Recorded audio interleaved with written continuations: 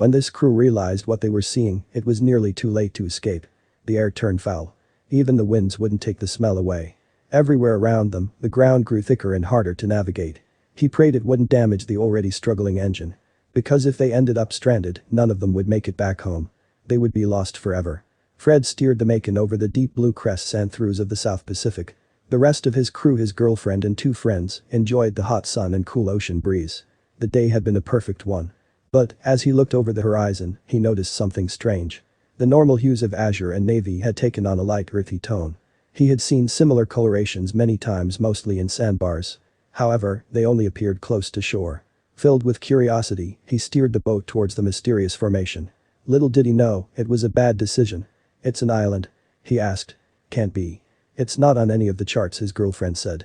Fred sped up, eager to find out what was going on. But as the wind brushed across his face, it brought something new, a horrible smell that made his nose scrunch.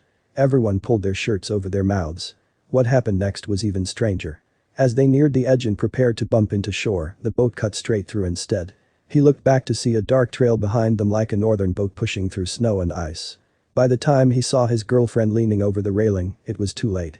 The loud squeak of her body slipping against a boat joined her scream as she fell in the water. Fred ran for the edge, feeling his heart stop. She thrashed against a strange material floating on the surface. It was like fighting to get out of the thick grainy bog. Her hand was just out of reach. When they pulled her out of the strange, smelly stew, Fred wrapped his arms around her. "It's all right. I'm okay." "My bad," she said, brushing the bits from her clothes. "At least the water is warm." He was about to say they should head out when one friend pointed overboard and muttered, "Oh my God." Mixed with a growing patch of brown, dead fish popped out and floated on the surface. Was it a toxic waste dump? Had another ship gone done? But then he reached out and took a piece of grit off of his girlfriend. He had seen this before. It was the first clue to a very bad conclusion. Stone, warm water, dead fish. The details fell into place like falling dominoes, and the truth vibrated in Fred's mind. He also saw that they were right in the middle of it all. "We need to get out of here now." He scrambled for the wheel, ignoring everyone's questions. He wasn't sure how much time they had, but it probably wasn't much. Fred shoved the throttle to high and the engine revved hard. What was once a small patch of floating fake land had now grown into something enormous. It pushed against a boat and slowed escape. The air grew thick and acrid. "What's that?" his girlfriend yelled. It was black and getting big. A large plume of dark smoke erupted out of the water. The splashes hissed and sent steam billowing towards the heavens.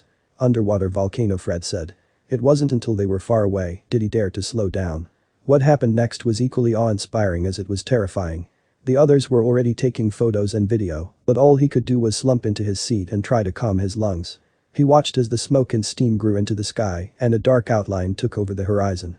He and his friends were first-hand witnesses to the birth of a new island. But what was the sandy layer that his girlfriend had tumbled into? Fred tossed a small piece to a friend. "You have some in your bathroom." They looked at him in confusion. "Pumice stone. The kind you scrub your feet with." That volcano spewed it up to the surface. We were sitting right in the middle of it. Another loud explosion shook the air.